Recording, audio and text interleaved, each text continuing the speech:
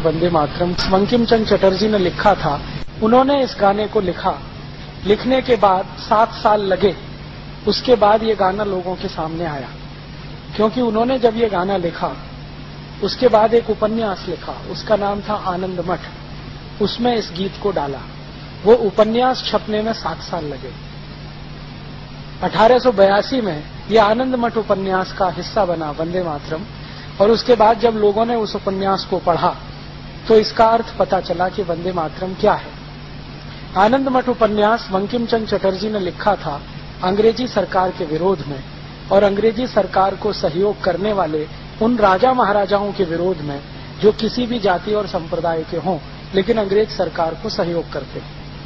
फिर उसमें उन्होंने बगावत की भूमिका लिखी और ये कहा कि अब बगावत होनी चाहिए, विद्रोह होना चाहिए, ताकि इस अंग्रेजी सत्ता को हम पलट सकें, और इस तरह से वंदे मातरम को सार्वजनिक गान बनना चाहिए, ये उन्होंने घोषित किया। उनकी एक बेटी हुआ करती थी बंकिम चंद्र चटर्जी की, जिसका अपने पिताजी से बहुत मतभेद था। मतभेद किस बात पर था? उनकी बेटी कहती थी कि आपने वंदे मातरम लिखा है, इसके शब्द बहुत क्लिष्ट हैं और बोलने और सुनने वाले की ही समझ में नहीं आएंगे, तो गीत को आप ऐसा सरल बनाइए जो बोलने वाले और सुनने वाले को समझ में आए। तो उस समय बंकिम चंद्र चटर्जी ने कहा कि देखो, आज तुम्हें लगता है कि ये क्लिष्ट है, लेकिन मेरी बात याद रखो, थोड़े दिन के बाद ये गान भारत के हर नौजवान के होठों पर होगा, हर क्रांतिवीर की प्रेरणा बनेगा। उसके बाद हम सब जानते हैं कि ये घोषणा करने के लगभग 12 साल के बाद चटर्जी जी का स्वर्गवास हो गया, वो जीवित नहीं रहे। बाद में उनकी बेटी और परिवार के लोगों ने ये जो आनंद मठ पुस्तक थी जिसमें ये गान था, इसका बड़े पैमाने पर प्रचार किया। वो पुस्तक पहले बांग्ला में बनी, फिर बाद में उसका मराठी हुआ, हिंदी हुआ, तमिल, तेलुगु, कन्नड़, बहुत सारी भाषाओं में छपी, और उस पुस्तक ने क्रांतिकारियों में जोश भरने का काम किया। उस पुस्तक में क्या था? ये पूरी व्यवस्था का विरोध करें, क्योंकि ये विदेशी है, आताताई है, ऐसा वो सब था।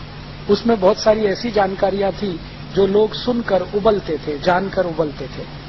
अंग्रेजी सरकार ने बार बार इस पुस्तक पर पाबंदी लगाई, कई बार इसके बहुत सारे अंश काट छांट दिए, कई बार इसको जलाया गया, लेकिन पुस्तक की मूल प्रति किसी न किसी रूप में सुरक्षित रही, तो ये आगे बढ़ती रही।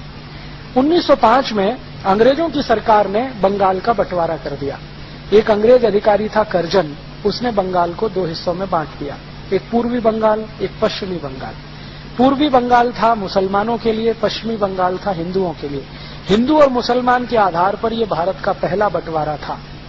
तो भारत के कई सारे ऐसे लोग जो जानते थे कि आगे क्या हो सकता है, उन्होंने इस बंटवारे का विरोध किया, और बंग भंग के विरोध में एक आंदोलन शुरू हुआ। इस आंदोलन के सबसे प्रमुख नेता थे लाला लाजपत राय, जो उत्तर भारत में थे, विपिन चंद्र पाल, जो बंगाल और पूर्व भारत का नेतृत्व करते थे, और लोकमान्य बाल गंगाधर तिलक, जो पश्चिम और मध्य भारत के बड़े नेता थे।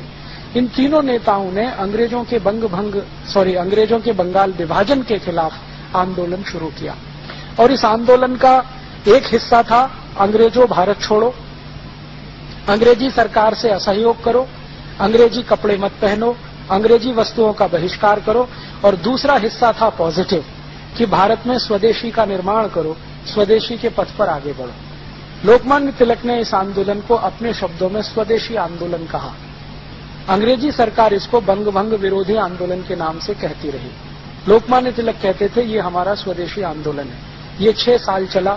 इस आंदोलन की ताकत इतनी थी कि अंग्रेजों के खिलाफ जो उन्होंने कहा वो पूरे भारत ने स्वीकार कर लिया। जैसे उन्होंने एक ऐलान किया कि अंग्रेजी कपड़े खरीदना बंद करो, करोड़ों भारतवासियों ने अंग्रेजी कपड़े पहनना बंद कर दिया, और उसी समय भले हिंदुस्तानी कपड़ा मिले, मोटा मिले, खादी का मिले, वही पहनना है। फिर उन्होंने कहा अंग्रेजी ब्लेड का बहिष्कार करो, तो भारत के लाखों नाइयों ने अंग्रेजी ब्लेड से दाढ़ी बनाना बंद कर दिया, वो उस तरह हिंदुस्तान में वापस लौटा। फिर लोकमान्य तिलक ने कहा अंग्रेजी चीनी खाना बंद करो, क्योंकि शक्कर उस समय इंग्लैंड से बनकर आती थी, भारत में गुड़ बनता था, तो हजारों लाखों हलवाइयों ने गुड़ डालकर मिठाई बनाना शुरू कर दिया। फिर उन्होंने अपील किया कि अंग्रेजी कपड़े से और अंग्रेजी साबुन से अपने घर को मुक्त करो, तो हजारों लाखों धोबियों ने अंग्रेजी साबुन से कपड़े धोना बंद कर दिया। फिर उन्होंने पुरोहितों को कहा कि आप शादी कराओ अगर लड़के लड़कियों की, तो उनके शरीर पर अंग्रेजी वस्त्र ना हो, तभी शादी कराओ, अगर वो अंग्रेजी वस्त्र पहनकर शादी करें तो शादियों का बहिष्कार करो। तो पुरोहित समाज ने सूट पैंट टाई पहनने वाले दूल्हों का बहिष्कार कर दिया। इतने व्यापक स्तर पर यह आंदोलन फैला। 6 साल के अंदर अंग्रेजी सरकार घबरा गई, क्योंकि उनका माल बिकना बंद हो गया। ईस्ट इंडिया कंपनी का धंधा चौपट हो गया। तब ईस्ट इंडिया कंपनी ने अंग्रेज सरकार पर दबाव डाला कि हमारा तो सारा धंधा ही खत्म हो गया है भारत में, अब हमको कुछ भी उपाय नहीं है, आप इन भारतवासियों की मांग को मंजूर करो। तो मांग क्या थी? एक मुख्य मांग थी कि बंगाल का जो बंटवारा किया है हिंदू मुसलमान के आधार पर, ये वापस करो। हमें संप्रदाय के आधार पर बंटवारा नहीं चाहिए। और आप जानते हैं कि अंग्रेजों की सरकार ने झुकना स्वीकार किया और 1911 में डिवीजन ऑफ बंगाल एक्ट कानून वापस लिया गया और बंगाल को फिर से एक किया गया। तब लोकमान्य तिलक को यह समझ में आ गया कि अंग्रेजों को झुकाना है तो इनका बहिष्कार ही सबसे बड़ी उपाय है और ताकत है। ये 6 साल जो आंदोलन चला 1905 से 1911, इस आंदोलन का मूल मंत्र था वंदे मातरम। ये जितने कार्यकर्ता थे, लोकमान्य तिलक, लाला लाजपत राय, विपिन चंद्र पाल के साथ काम करने वाले, उनकी संख्या 1 करोड़ 20 लाख से ज्यादा थी। वो हर कार्यक्रम में वंदे मातरम का उद्घोष करते थे। कार्यक्रम की शुरुआत में वंदे मातरम गाते थे, कार्यक्रम के अंत में भी वंदे मातरम गाया जाता था। बाद में क्या हुआ कि 1911 में लोकमान्य तिलक और इन सब लोगों के दबाव में और बंगाल में इतना जबरदस्त आंदोलन हो गया, उसके दबाव में अंग्रेजों की सरकार ने भारत की राजधानी को कलकत्ता से दिल्ली शिफ्ट कर दिया। अंग्रेजों को ऐसा लगता था कि अब हम कलकत्ता में सुरक्षित नहीं है, क्योंकि बंगाल इस आंदोलन का केंद्र था। तो उन्होंने अपने को सुरक्षित करने के लिए कलकत्ता से भागकर दिल्ली में शरण ली और 1911 में दिल्ली भारत की राजधानी बन गई। उसके बाद अंग्रेजों ने एक दूसरा काम किया कि भारत के लोगों को शांत करने के लिए, जो अंग्रेजों के खिलाफ विद्रोह से भरे हुए थे, अंग्रेजी राजा को भारत में आमंत्रित किया। जॉर्ज पंचम भारत में आया सन 1911 में। और जब जॉर्ज पंचम भारत में आया तो इन अंग्रेज अधिकारियों ने जॉर्ज पंचम के स्वागत के लिए एक गीत लिखवाया और उस गीत का नाम है जनगण मन अधिनायक जय भारत भाग्य विधाता। क्योंकि इस गीत के सारे शब्द अंग्रेजी राजा जॉर्ज पंचम की स्तुति का गान है। जन गण मन अधिनायक, अधिनायक माने सुपर हीरो, भारत की जनता है, भारत के जो लोग हैं उनके तुम सुपर हीरो, तुम्हारी जय हो। माने कौन? जॉर्ज पंचम। इस गीत को जिन्होंने लिखा वो थे श्री रविन्द्रनाथ टैगोर।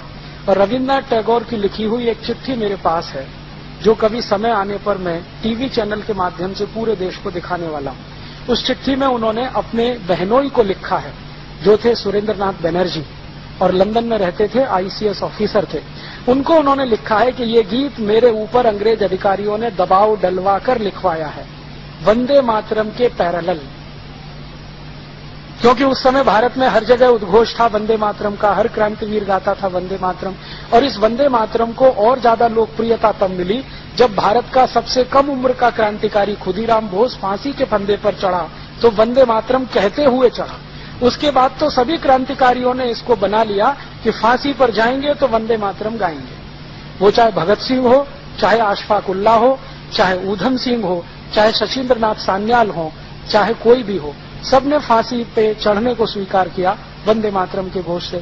अंग्रेजों को इससे बहुत चिढ़ होती थी, तो अंग्रेजों का ये कहना था कि इसके पैरेलल कोई गाना प्रचारित किया जाए। और उस समय 1911 में आपको मैं ऐतिहासिक जानकारी दे रहा हूं कि रविन्द्रनाथ टैगोर का परिवार अंग्रेजों के बहुत नजदीक था। रविन्द्रनाथ टैगोर के परिवार के ज्यादातर लोगों ने अंग्रेजी ईस्ट इंडिया कंपनी में काम किया।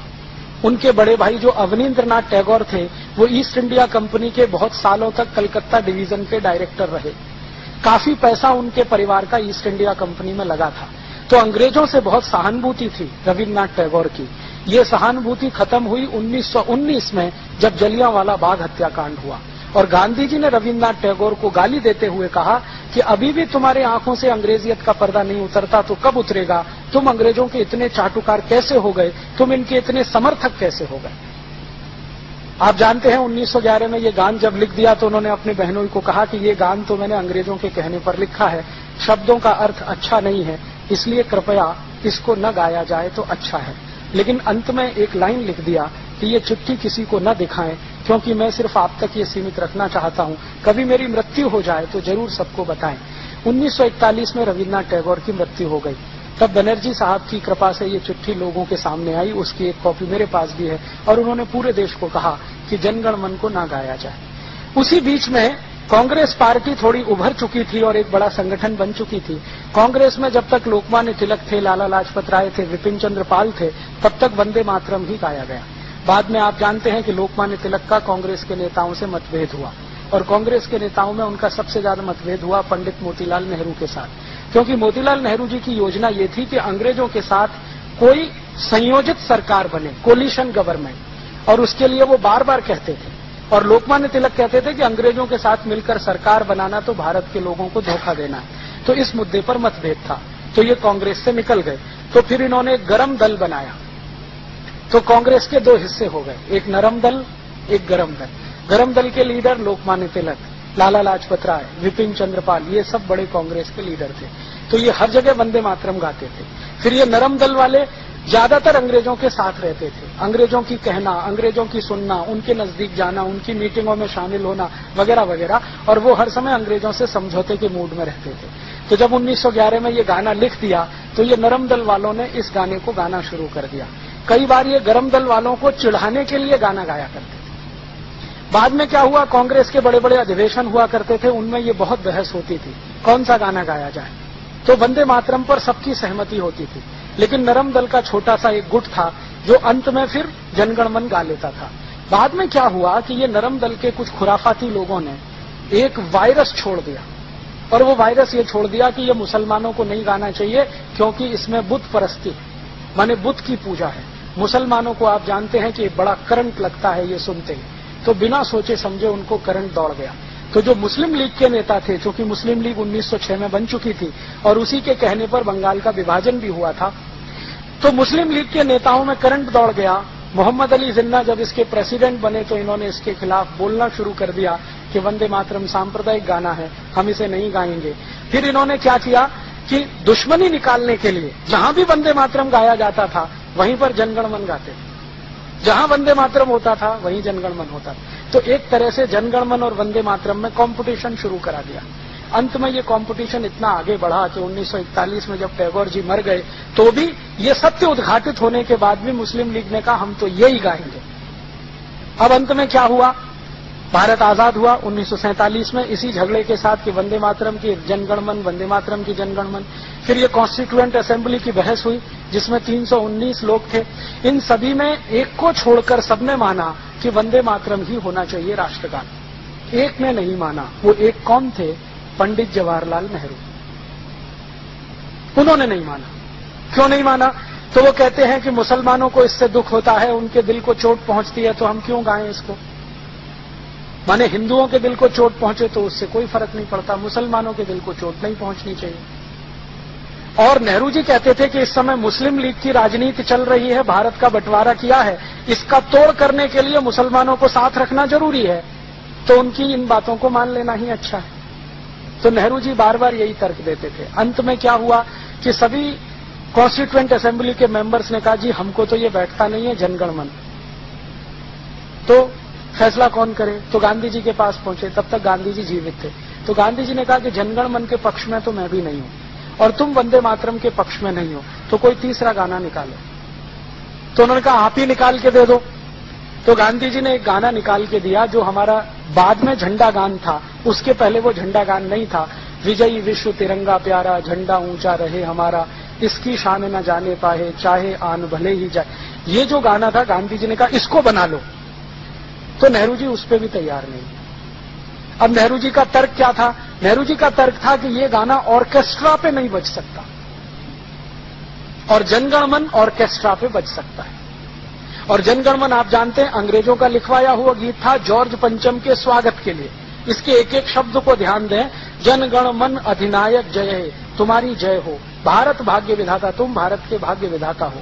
पंजाब सिंध गुजरात मराठा द्राविड़ उत्कल बंग, विंध्य हिमाचल यमुना गंगा, उच्छल जलद तिरंग, तब शुभ नामे जागे, हम तुम्हारे नाम की शुभकामनाओं के लिए तब शुभ आशीष मांगे, आशीष मांगते हैं, तुम्हारी जय हो जय हो जय हो।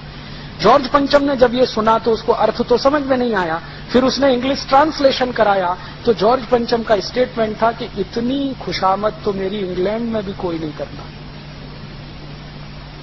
बहुत खुश हुआ जॉर्ज पंचम। कौन है रविन्द्रनाथ टैगोर, बुलाओ मेरे पास लेके आओ। तो रविन्द्रनाथ टैगोर को परिचय कराया गया। अंत में जॉर्ज पंचम जब विदा हुआ तो उस समय की वो नोबेल प्राइज कमेटी का चेयरमैन भी था, तो उसने रविन्द्रनाथ टैगोर का नाम नोबेल प्राइज के लिए रिकमेंड कर दिया, क्योंकि वो उनके गीत से प्रभावित था। अब रविन्द्रनाथ टैगोर के लिए संकट खड़ा हो गया कि जिस गाने को वो खुद अच्छा नहीं मानते, दबाव में लिखा हुआ है, उसी पर नोबेल प्राइज मिल रहा है। तो उन्होंने अंग्रेजों से कहा कि कम से कम एक कृपा करो मेरे ऊपर कि पूरे देश में ये प्रचारित करो कि मेरी गीतांजलि पर ये मिल रहा है नोबेल पुरस्कार। तो हम सब जानते हैं कि गीतांजलि पर नोबेल प्राइज मिला है। गीतांजलि में कोई दम नहीं है कि उसको नोबेल प्राइज दिया जा सके। मैंने गीतांजलि कई बार पढ़ी है, ऐसा कुछ दम नहीं है। उससे ज्यादा अच्छी कविताएं इस देश में बहुत सारे कवियों की लिखी गई हैं, लेकिन छुपा दिया उन्होंने इसको और पूरे देश में प्रचारित कर दिया कि ये गीतांजलि पर मिल गया। वास्तव में हुआ ये था कि जॉर्ज पंचम का इतना चाटुकारिता भरा गान जो गा दिया, उस पर वो खुश होकर नोबेल प्राइज दे गया। गांधी जी को जब ये सच्चाई पता चली तो 1919 में जब जलियांवाला बाग हत्याकांड हुआ तो गांधी जी ने बहुत कड़क पत्र लिखा रविन्द्रनाथ टैगोर को, और वो पत्र आप पढ़ेंगे तो रो देंगे। इतनी गालियां सभ्य शब्दों में वो दे सकते थे वो उन्होंने दिया। फिर खुद गांधी जी मिलने गए कि तुम अभी तक अंग्रेजों की स्वामी भक्ति में डूबे हुए हो, अभी भी उनका सहयोग कर रहे हो, ये हमारे भारत के लोगों को मार रहे हैं, काट रहे हैं, कब इनका साथ छोड़ोगे। तब रविन्द्रनाथ टैगोर ने अपनी उपाधियां वापस की और अंग्रेजी सरकार के खिलाफ उन्होंने लिखना शुरू किया। 1919 के पहले रविन्द्रनाथ टैगोर के लिखे गए लेख सब अंग्रेजी सरकार के समर्थन में हैं। फिर 1919 के बाद उन्होंने जो लेख लिखे हैं वो थोड़े थोड़े उनके विरोध में गए। तो जनगण मन ऐसा गान है जो उन्होंने लिख दिया जॉर्ज पंचम के लिए, और हम हिंदुस्तानियों ने पंडित नेहरू के कहने पर उसको राष्ट्रगान बना लिया। जबकि 318 सांसद, संसदीय समिति जो थी ना, कॉन्स्टिट्यूएंट असेंबली के 318 लोग वो कहते थे कि वंदे मातरम होना चाहिए, अकेले नेहरू जी कहते थे जनगण मन होना चाहिए। और नेहरू जी माने वीटो उस जमाने का। आप में से बहुत सारे बुजुर्ग जिन्होंने नेहरू जी को देखा है यहाँ हैं। नेहरू जी माने वीटो। नेहरू जी ने जो कहा वही कानून, नेहरू जी ने कहा वही आदेश, नेहरू जी ने कहा वही कैबिनेट का फैसला। और जो नेहरू जी ये धमकी दें कि मैं सरकार छोड़ रहा हूं तो पूरी कांग्रेस हिलना शुरू हो जाती थी। उस जमाने में India is Nehru, Nehru is India ये नारा, बाद में Indira is India, India is Indira ये नारा। तो इस तरह का वो था, जैसे नीरो के समय में, जैसे क्लॉडियस के समय में, वैसे ये। तो नेहरू जी का कहना माने अंतिम वाक्य तो कांग्रेस ने स्वीकार कर लिया कि भाई यही ठीक है। फिर इन्होंने तब तक इसको लटका कर रखा जब तक गांधी जी की हत्या नहीं हुई। गांधी जी की हत्या के बाद इसको पिटारे में से निकाल लिया और जनगण मन को राष्ट्रगान घोषित किया। अब विद्रोह की स्थिति ना आए पूरे देश में तो वंदे मातरम को राष्ट्रगीत का दर्जा दे दिया कि भाई ये भी चले और ये भी चले, वो जो क्या कहना, दोनों को संतोष रहे। तो ये है इतिहास। और आज हिंदुस्तान की सरकार ने एक सर्वे किया है पूरे हिंदुस्तान का, और वो रिपोर्ट अभी आई है थोड़े दिन पहले, अर्जुन सिंह की मिनिस्ट्री में है। वो रिपोर्ट में ये पूछा गया था भारत के लोगों से कि आपको कौन सा गाना ज्यादा पसंद है, जनगण मन या वंदे मातरम। 98.8% लोगों ने कहा है वंदे मातरम। फिर अभी थोड़े दिन पहले बीबीसी ने एक सर्वे किया है, ब्रिटिश ब्रॉडकास्टिंग कॉरपोरेशन। उन्होंने एक स्पेशल फीचर बनाया है वंदे मातरम पर, जो आजकल दिखाया जा रहा है लंदन में। तो बीबीसी ने एक सर्वे किया है कि जहां जहां भारतवासी रहते हैं दुनिया में उनसे पूछा जाए, तो उन सर्वे में से 99% लोगों ने कहा है वंदे मातरम। और बीबीसी के सर्वे से एक नई जानकारी मिली है कि दुनिया में सबसे लोकप्रिय गानों में वंदे मातरम दूसरे नंबर पर है। दुनिया में बहुत सारे देश इसको समझते नहीं है, लेकिन इसकी जो लय है ना और इसका जो संगीत है, वो कहते हैं कि ये हम में जज्बा पैदा कर देता है। इसमें संगीत और लय देने का काम किया था पंडित विष्णु दिगंबर पलुस्कर ने। बहुत बड़े संगीतज्ञ थे, हम सब जानते हैं। विष्णु दिगंबर पलुस्कर ने इसकी लय बनाई, और इसमें ये जो आज जिस लय में हम गाते हैं ना, ये उनकी दी हुई है, विष्णु दिगंबर पलुस्कर की। उन्होंने ये लय बनाकर गाना शुरू किया, और बीच में जो संगीत भरा गया है वो भी उन्हीं के समय का है। बाद में ये वंदे मातरम लता मंगेशकर ने गाया, आशा भोसले ने गाया। थीम वही है जो विष्णु दिगंबर पलुस्कर की है। तो ये इतिहास है वंदे मातरम का, और उसके साथ है जनगण मन का। अब हम तय करें क्या गाना है। वंदे मातरम, वंदे मातरम, वंदे मातरम, वंदे मातरम, वंदे मातरम वंदे मातरम वंदे मातरम